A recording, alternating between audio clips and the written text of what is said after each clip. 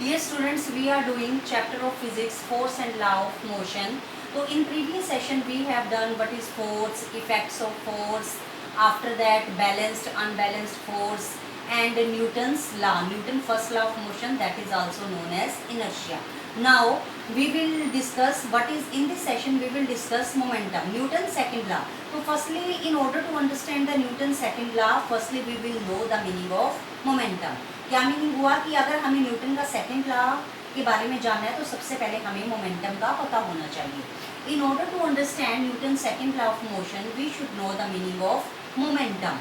So what do you mean by momentum? It is the product of its mass and velocity.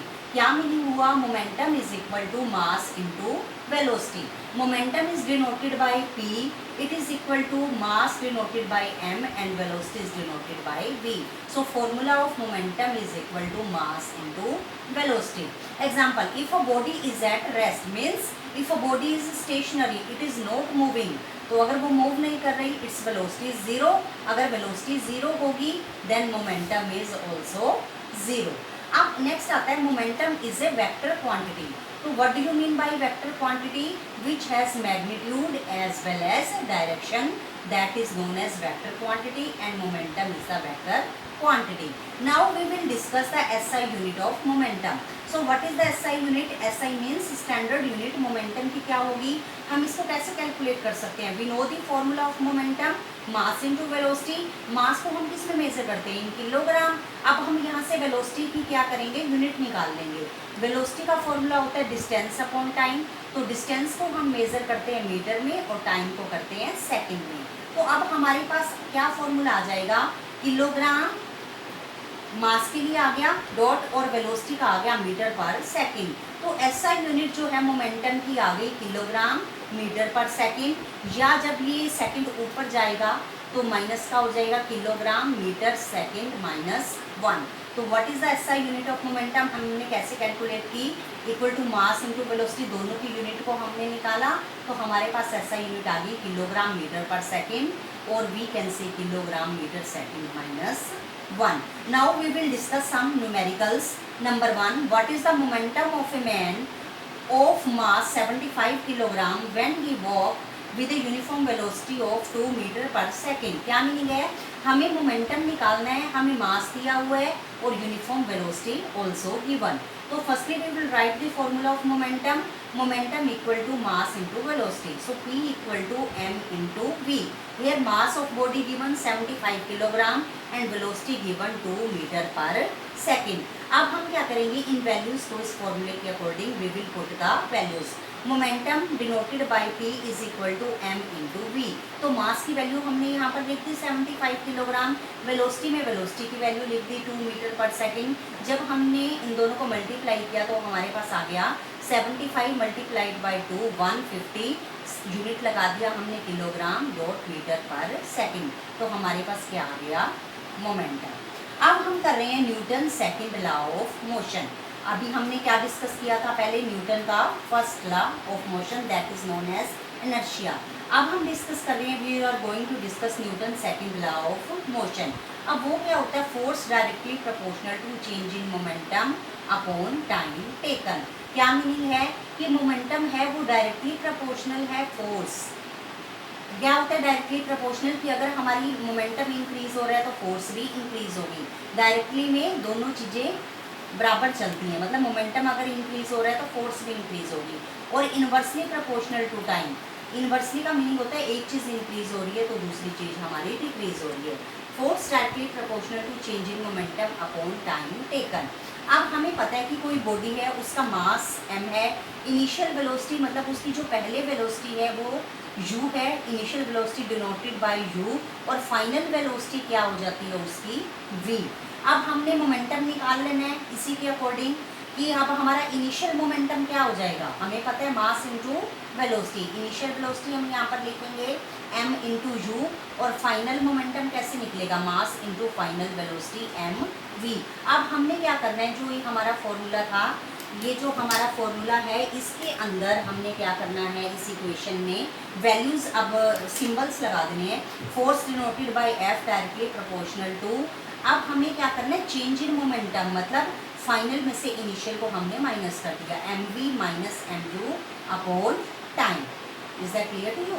अब अगर हम यहाँ पर देख रहे हैं, हम इसको ऐसे भी लिख सकते हैं, force directly proportional to m, यहाँ से कॉमन आ गया और हमारे पास रह गया v minus u upon T. तो हमने जो है न्यूटन का जो हमने फर्स्ट इक्वेशन की थी मोशन की, उसमें हमें पता है v minus u upon t is equal to acceleration. क्या मीनिंग हुआ? Final velocity minus initial velocity upon 2 is equal to acceleration. अब इसकी जगह जो है v minus u upon t की जगह मैं एक्सेलरेशन लिख सकती हूँ, तो मैंने लिखा f directly proportional to m, इसकी जगह मैंने क्या लिख दिया? एक्सेलरेशन। अब इस डायरेक्टली प्रोपोर्शनल का साइन मैंने हटाया, तो मैंने यहाँ पर k लिख दिया, f is equal to k into m into a. K यहाँ पर क्या है? कॉन्स्टेंट। तो value of constant in SI unit अगर हम 1 लेते हैं तो k की जगह मैं 1 लिखूंगी, तो हमारे पास आ जाएगा f is equal to m into a. तो newton second law of motion gives us a relationship between force and acceleration, की बॉडी में कितनी फोर्स है और acceleration produce in the body. अब हम ऐसे भी लिख सकते हैं, force equal to mass into acceleration. अगर हमें एक्सेलरेशन निकालना है तो हम कैसे निकालेंगे? फोर्स अपॉन मास क्या आ जाएगा? नीचे। तो हमें पता है एसआई यूनिट क्या होती है फोर्स की? न्यूटन। ठीक है, तो फॉर्मूला है फोर्स का मास इनटू एक्सेलरेशन। मास हमें पता है 1 किलोग्राम, एक्सेलरेशन यहाँ से हम यूनिट निकाल लेंगे क्योंकि वेलोसिटी अपॉन टाइम, तो हमारे पास एक्सेलरेशन आ जाएगा 1 मीटर पर सेकेंड स्क्वायर। तो ये किसके इक्वल हो जाएगा? तो फोर्स क्या हो जाएगी? 1 न्यूटन। तो 1 न्यूटन फोर्स किसको कहेंगे? अगर बॉडी का मास 1 किलोग्राम है और acceleration 1 metre per second square. तो हम अब इसको ऐसे लिख सकते हैं, force of 1 newton is equal to mass of body 1 kilogram and acceleration 1 metre per second square. After this applications of Newton's second law of motion, क्या applications हैं? Example I am giving you, a cricket player move his hand backward on catching a fast cricket ball. कि अगर कोई cricket player है वो fast cricket ball आ रही है, उसको कैच करने के लिए अपने हाथों को बैकवर्ड कर लेता है, पीछे कर लेता है। Why? This is done to prevent injury to the hand. ऐसे इसलिए किया जाता है ताकि हाथ को कोई भी चोट ना पहुंचे, इंजरी ना पहुंचे। All the cars are provided with seat belts. Car में भी आपने देखा होगा सीट बेल्ट्स होती हैं पैसेंजर्स के लिए, किस लिए होती हैं? To prevent injuries in case of accident. अगर कोई एक्सीडेंट होता है तो इंजरीज से, चोट से प्रिवेंट करने के लिए क्या होती है? सीट बेल्ट्स प्रोवाइडेड होती हैं। Now we will discuss some numerical. What force would be needed to produce an acceleration of 4 metre per second square in a ball of mass 6 kilogram. यहाँ पर हमें क्या करना है? फोर्स निकालनी है और हमें मास भी गिवन है and acceleration also given. We will write the formula, force is equal to mass into acceleration. Mass given 6 kilogram, acceleration 4 metre per second square. अब हम एक वैल्यू जो है इस फॉर्मूले में पुट करेंगे, मास 6 किलोग्राम मल्टीप्लाइड बाय एक्सेलरेशन है 4 मीटर पर सेकेंड स्क्वायर। हमने मल्टीप्लाई किया 6 4 जा 24। अब हमने ध्यान रखना है, हमें जो फोर्स की यूनिट पता है न्यूटन, तो हमें पीछे वही यूनिट लगानी है। The unit of force is newton, तो हमारा आंसर आ गया 24 newton. Now we will discuss another numerical. What is acceleration produced by a force of 12 newton exerted on an object of mass 3 kilogram. यहाँ पर हमें acceleration निकालना है, force given and mass also given. तो हमारे पास force है 12, क्योंकि Newton है तो फोर्स की यूनिट है, हमें पता है ये फोर्स दिया हुआ है 12 न्यूटन। मास उसकी स्टैंडर्ड यूनिट 3 किलोग्राम दे रखी है हमें। एक्सेलरेशन हमें निकालना है, हम कैसे करेंगे? यहाँ पर हमें पता है कि फोर्स का फॉर्मूला मास इंटू एक्सेलरेशन, जो वैल्यू हमें गिवन है वो हम इसमें पुट कर देंगे। फोर्स की जगह हमने लिखा 12, मास का 3 किलोग्राम इंटू एक्सेलरेशन। इसको हमने मल्टीप्लाई किया 3a इक्वल टू 12। यहाँ से we can calculate the value of acceleration, it is equal to 12 divided by 3। तो अब हमने इसको सॉल्व किया, हमारे पास आ गया 4। अब हम क्या करेंगे? एक्सेलरेशन की जो यूनिट होती है वो हम पीछे लगाएंगे। तो एक्सेलरेशन की यूनिट आ गई मीटर पर सेकेंड स्क्वायर। वो हम कैसे निकालेंगे? वेलोसिटी अपॉन टाइम करके हम इसकी यूनिट को कैलकुलेट कर सकते हैं। नेक्स्ट न्यूमेरिकल है, a body of mass 60 kilogram has a momentum of 300 kilogram metre per second, calculate its velocity. मतलब हमें मास गिवन है और मोमेंटम भी दिया हुआ है, हमें वेलोसिटी कैलकुलेट करनी है। तो firstly we will write the formula of momentum. Momentum denoted by P is equal to mass into velocity. Is that clear to you? तो हमें क्या करना है, वेलोसिटी निकालनी है, तो हम कैसे निकालेंगे? तो ये आ जाएगा मोमेंटम डिवाइडेड बाय या अपॉन मास। तो मोमेंटम की वैल्यू 300 और मास दी है 60। जब हमने इसको सोल्व किया हमारे पास आ गया 5।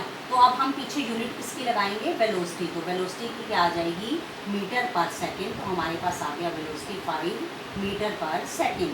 Next numerical we will do, a motorcycle is moving with a velocity of 90 kilometre per hour and it takes 5 second to stop after the brakes are applied.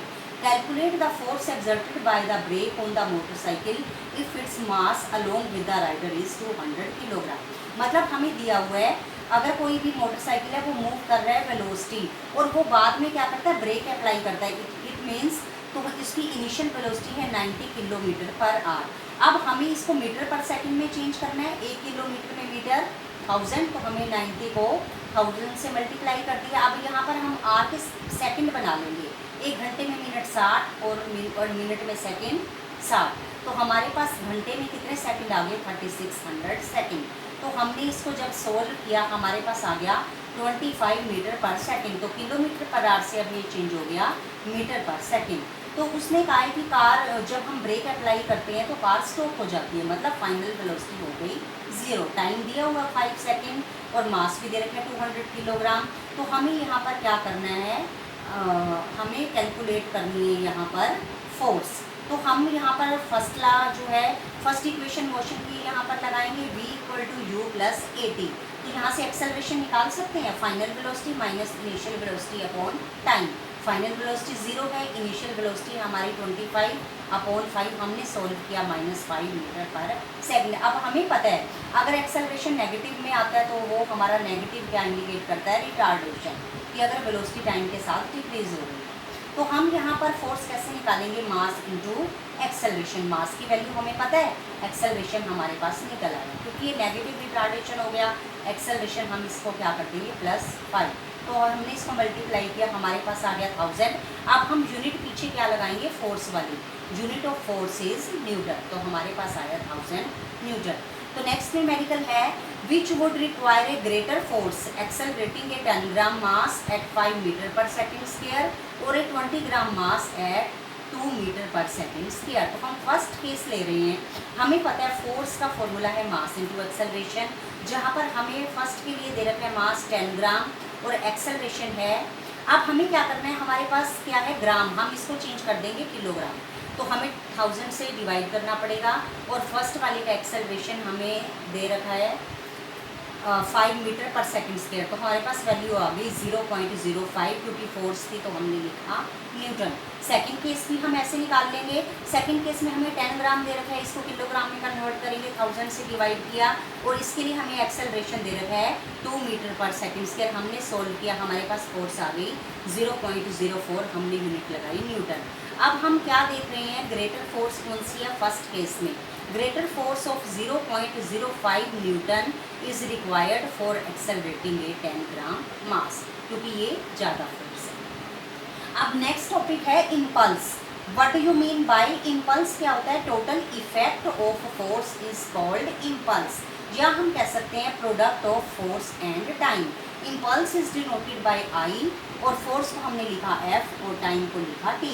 अभी जैसे हमने और यूनिट कैलकुलेट किए हैं, we can calculate the unit of impulse SI unit. यहाँ हम क्या करेंगे, इम्पल्स की यूनिट को कैसे कैलकुलेट कर सकते हैं, फोर्स की यूनिट न्यूटन और टाइम की यूनिट सेकेंड। तो SI unit of impulse is newton second. तो जो हमारा ये कंसेप्ट है application of impulse is that, क्योंकि हमें पता है F क्या होता है, change in momentum upon time.